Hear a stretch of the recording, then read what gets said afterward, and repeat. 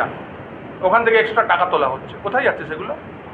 ছোটা দাদা, বড় দাদা, আমার দাদা, বুলেট দাদা, হ্যানা দাদা, সবার পকেটে যাচ্ছে ভাগ হয়ে। এখানে একটা নদী আছে, তার পাশে ছট হয়। এই যে আমাদের,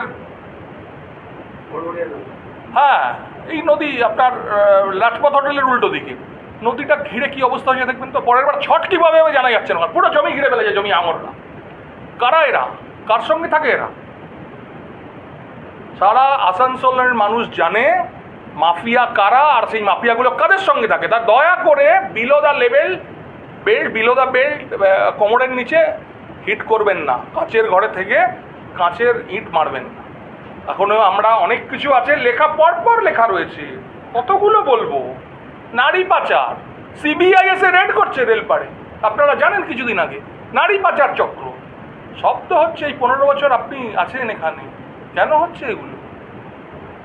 আমার ওনার শুভবুদ্ধির উদয় হবে, রাজনৈতিক কারবারি, রাজনীতিক যেভাবে স্বচ্ছভাবে রাজনীতি হোক না, লড়াই হোক না, এইরকমভাবে কেন হিট করছেন? কে মাফিয়া, কে কি? আপনি সবচেয়ে বড় মাফিয়া।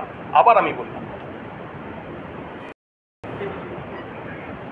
আমি শুনলাম যে প্রেমপাল সিং কয়েকদিনের মধ্যে একটা স্টেটমেন্ট দিয়েছেন। সেখানে বলেছেন যে আমরা তো মাত্র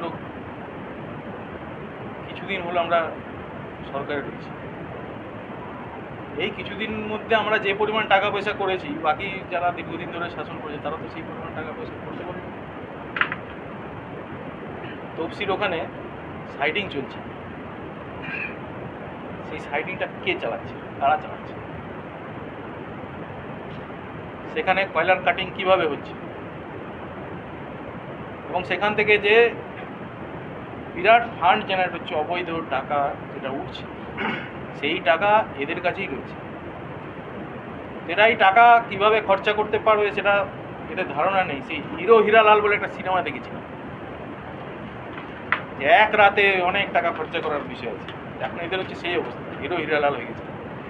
এরা টাকা খরচা করার জায়গা পাচ্ছে না, সেই জন্য নাচ গান করছে, টাকা উড়াচ্ছে।